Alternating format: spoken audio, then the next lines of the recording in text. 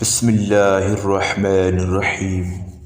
السلام علیکم ناظرین، کیسے ہو آپ؟ ناظرین، آج میں جو آپ کو واقعہ سنانے والا ہوں اس میں ایک مظلوم کی آہ کا ذکر ہے۔ تو ویڈیو شروع کرنے سے پہلے میرے آپ سے گزارش ہے کہ آپ نے ابھی تک ہمارا چینل سبسکرائب نہیں کیا ہے تو سبسکرائب کیجیے اور بیل آئیکن کی گھنٹی کو دبا دیجیے تاکہ نئے آنے والی ویڈیو آپ کو ملتی رہے۔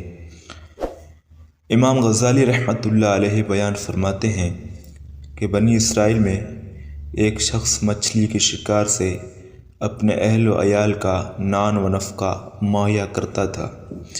اتفاقاً ایک دن اس کے جال میں ایک بڑی مچھلی آ گئی، جس سے وہ بہت مسرور ہوا کہ بازار سے اس کے اچھے دام مل جائیں گے اور چند روز کے لیے بچوں کا نان و نفقہ دستیاب ہو جائے گا۔ مگر راستے میں ایک ظالم افسر سے ملاقات ہوئی جس نے دریافت کیا کہ تم مچھلی فروخت کرو گے۔ اب وہ شکاری شش و پنج میں پڑ گیا کہ اس کو کیا جواب دوں۔ اگر میں کہتا ہوں کہ فروخت نہیں کرتا تو یہ میری بے عزتی کرے گا، اور اگر میں فروخت کرنے کی خواہش ظاہر کرتا ہوں تو پھر یہ مجھے آدھے دام دے کر مچھلی لے لے گا۔ آخر کار اس نے سوچ بچار کے بعد مچھلی فروخت کرنے سے انکار کر دیا، جس سے اس افسر نے اس شکاری کو بری طرح بے دردی سے پیٹنا شروع کیا اور مچھلی چھین لی۔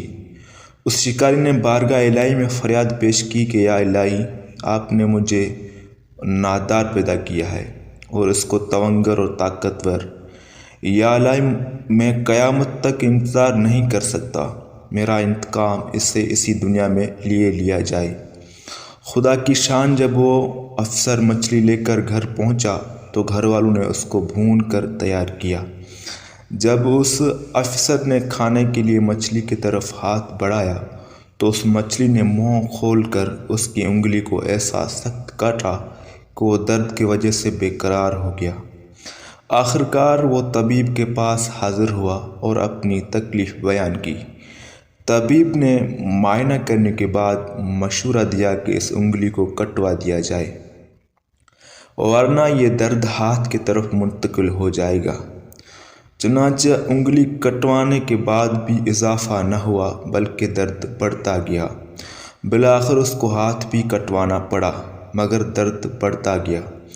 اس پریشانی اور بے قراری کے عالم میں وہ شہر سے باہر نکل گیا اور خداوند کے بارگاہ میں رو رو کر ازالہ مرض کی دعائیں مانگنے لگا۔ ہاتف غیبی سے آواز آئی کہ تو کس کس اندام کو کٹواتا رہے گا؟ اس مظلوم شکاری کو راضی کر جس سے تو نے مار پیٹ کے بعد مچھلی زبردستی چھینی تھی۔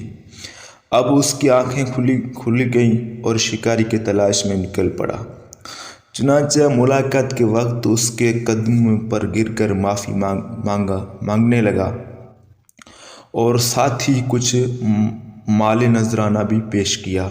بڑی منت و سماجت کے بعد جب وہ شکاری راضی ہوا تو فوراً درد غائب ہو گیا۔ تو ویڈیو پسند آئے ویڈیو کو لائک کرو، شیئر کرو۔ اللہ حافظ۔